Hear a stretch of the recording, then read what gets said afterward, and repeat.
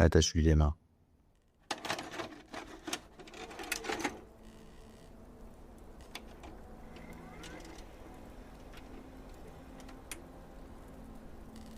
C'est une nuit tardive, ordinaire et silencieuse. Dexter passe en boucle sur ma télé, dans ma chambre, remplissant le vide. C'est paisible, presque réconfortant. Je scrolle sur l'internet à la recherche de quelque chose qui pourrait attirer mon attention. Et puis, sans prévenir, un post, publié par un certain Emerald Spring, attire mon attention. Il cherche un documentaire perdu, un Lost Media, un truc qui s'appellerait The Real Blair Witch. Hello? Oh shit. It's fucking freezing. There. Hear it. Hear that?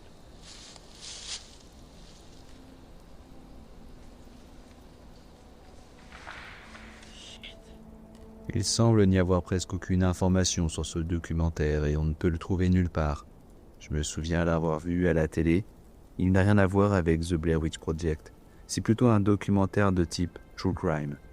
J'aimerais le revoir et ça me frustre depuis des années de ne pas réussir à mettre la main dessus. Il doit bien exister quelque part, dans une archive peut-être. Mais comme on ne peut pas le visionner, j'imagine qu'on peut le considérer comme perdu à jamais. Au premier regard, rien d'étonnant. Un mystère de plus dans l'univers des Lost Media. Mais ce titre, The Real Blair Witch, il dégage quelque chose. Un malaise, une angoisse étrange et difficile à nommer. Quelque chose en moi se réveille. Dans le post, l'utilisateur Emerald Spring partage un lien vers une page IMDb. Une page presque vide, une seule critique, une année de sortie, un nom de réalisateur. Le seul élément concret, un résumé du synopsis. Un groupe d'adolescents originaires de Flint, Michigan, se filme en train d'enlever et de terroriser une nouvelle connaissance avant de l'emmener dans les bois et de l'abandonner dans une tombe peu profonde. Il lui pose des questions, la provoque, l'humilie. Il lui demande si elle a une dernière volonté avant de lui trancher la gorge. On peut se demander si c'est réel. Est-ce que c'est un snuff movie? Est-ce que l'enlèvement a bien eu lieu? Ou est-ce que tout cela était juste un simple jeu? Ce qui va vous être révélé est un enregistrement troublant, extraordinaire, d'une nuit où quelque chose a terriblement mal tourné. Voilà, maintenant, j'ai toute votre attention. La communauté Reddit s'est enflammée. Commentaire après commentaire, des gens expriment leur envie de retrouver cette bande. Certains y croient, d'autres non. Mais une chose est sûre, l'intrigue fascine. Quand The Blair Witch Project est sorti, il avait traumatisé toute une génération. Et si quelqu'un avait tenté de recréer ça, pour de vrai? Et si cette victime n'avait pas joué un rôle? Et si c'était arrivé? Dans les semaines qui suivent, des rumeurs apparaissent, des mentions dans des articles, une bande-annonce retrouvée sur le compte Vimeo d'une société de production, Raw TV. Mais ce qui propulse vraiment cette histoire dans une autre dimension, c'est ce message. Presque un an après le post original, un utilisateur de Reddit, Transbian8787, publie une révélation que personne n'attendait. The Real Blair Witch était réelle. Mais une fois la boîte de Pandore ouverte, l'Internet tout entier s'était mis à creuser. Et ce qu'on a découvert était bien plus étrange, bien plus dérangeant que ce que quiconque aurait pu imaginer.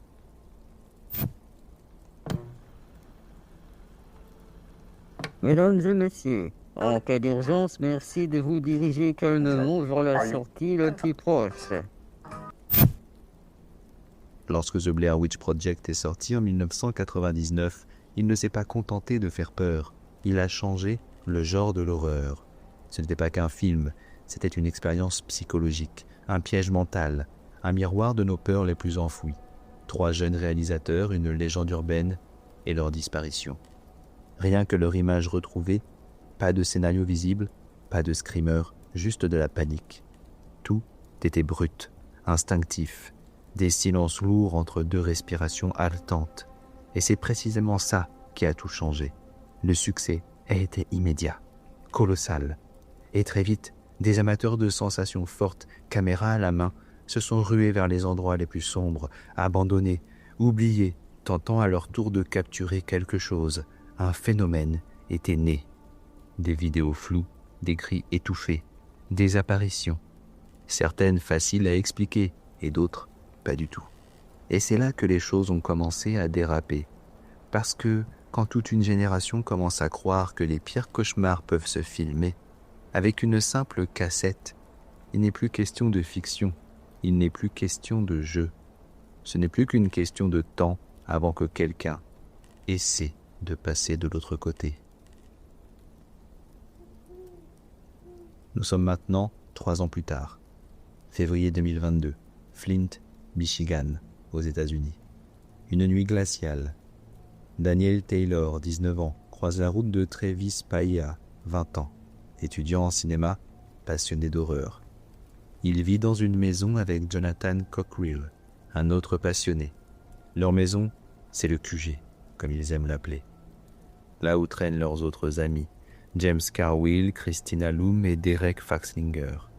Tout semble banal. Juste un groupe de jeunes, fans de films d'horreur, avec des rêves plein la tête.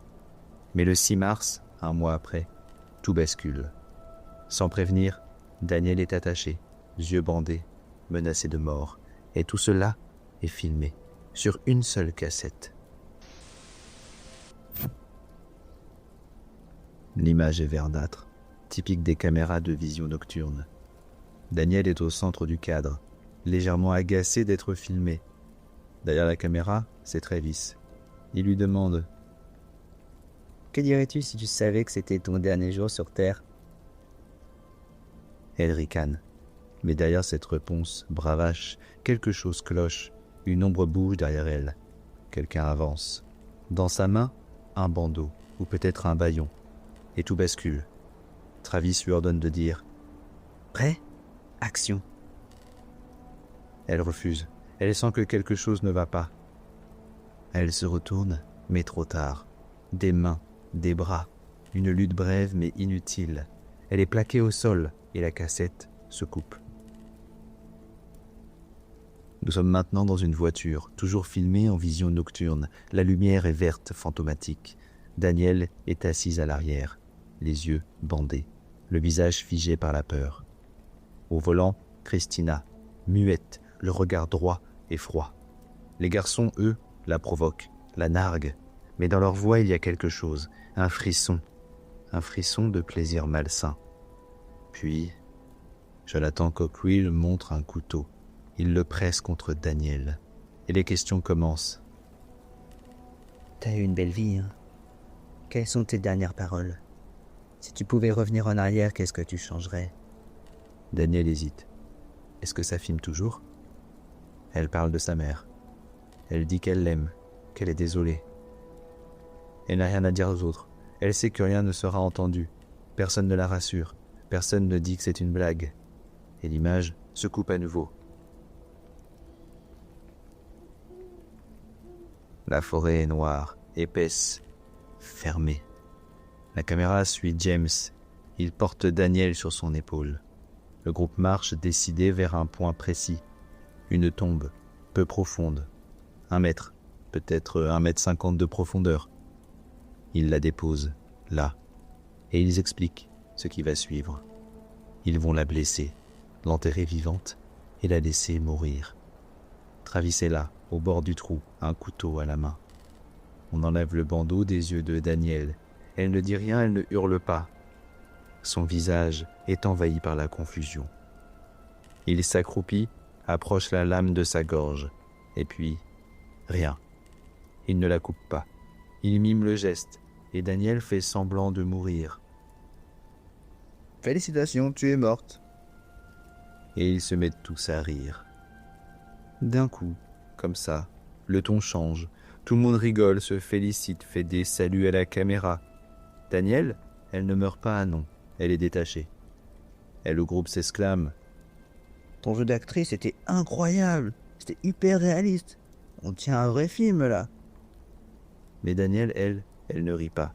C'est la seule, d'ailleurs, qui ne rigole pas. Il y a à peine quelques minutes, elle pensait mourir, là, dans la terre. Et dans ce groupe, personne ne trouve cela cruel. Tout le monde semble croire que c'était drôle. Personne n'a ressenti et n'a vu la détresse de Danielle. Les autres continuent de blaguer, faisant croire qu'ils ont déjà oublié le prénom de la fille morte. Jusqu'ici, on comprend bien une chose, Danielle a été piégée, trahie par ceux en qui elle avait confiance. Mais voici le problème, le cœur de toute cette affaire. Était-ce vraiment un piège? Ou était-elle complice? C'est là que tout se complique.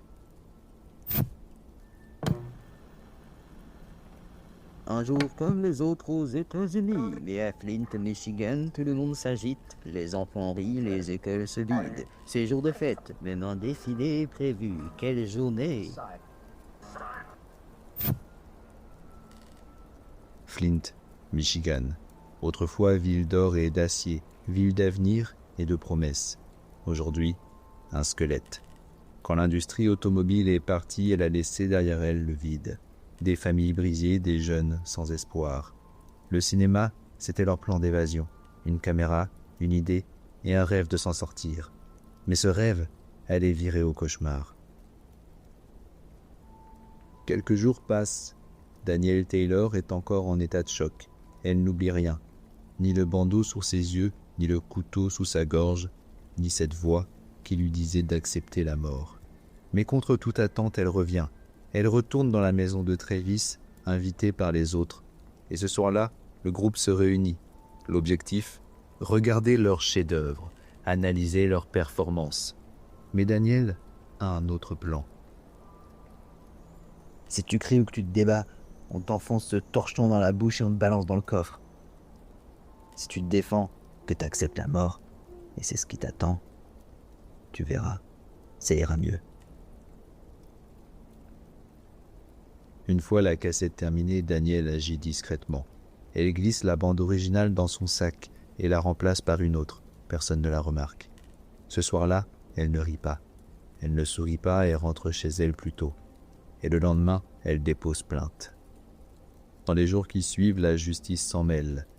Travis, Jonathan, Christina, James et Derek, tous sont arrêtés, accusés d'enlèvement et d'agression. Ils risquent jusqu'à la perpétuité, selon la loi du Michigan. Le groupe, lui, continue de clamer « Mais c'était un film, un projet. Danielle a été au courant, demandez-lui. » Mais elle jure ne rien avoir su. Elle pensait mourir, et sur les images, on la croit. Et pourtant, les doutes commencent à naître. Des détails dérangent. Danielle se gratte le nez, nonchalamment. Mais elle demande si la corde est assez serrée.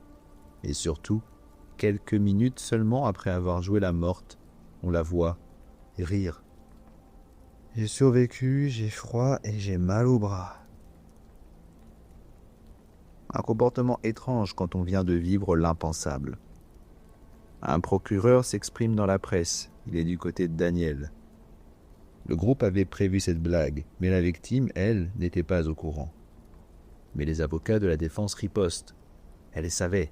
Elle n'a jamais supplié qu'on l'épargne. Elle sourit même à la fin. Elle ne leur a jamais dit d'arrêter. Et voilà, le cœur du mystère. Qui dit la vérité et qui ment? Personne ne le sait. Ni les juges, ni les jurés, ni les journalistes.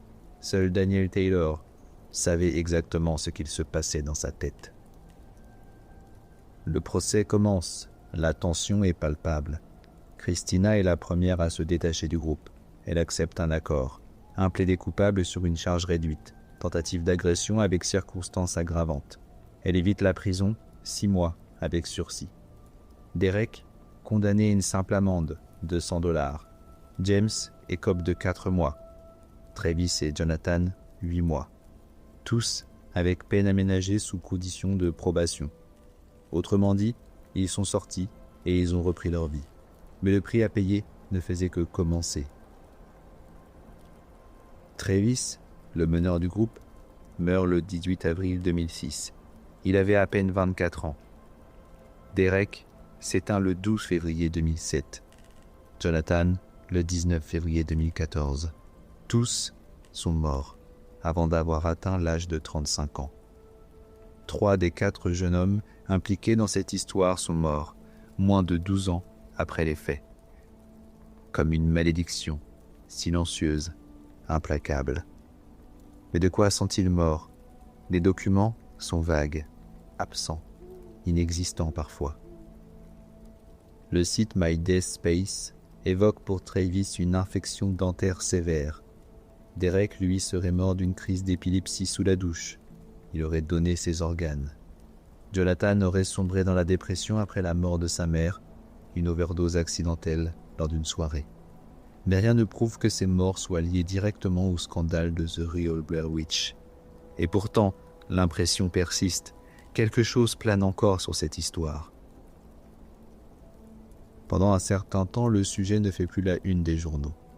L'affaire est classée et le documentaire perdu. Jusqu'à ce qu'un an après, un nouveau témoignage émerge. Un utilisateur nommé Beef Brothel vient briser le silence. Il connaissait les garçons. Derek, John et Trav sont morts. Derek a eu une crise dans sa douche. Ses organes ont été donnés. C'était quelqu'un de doux et de généreux. Travis, lui, avait une infection à une dent. Je ne sais pas ce qui l'a tué, mais ce n'a pas aidé. John, il était brisé après la mort de sa mère. Il a commencé à faire la fête.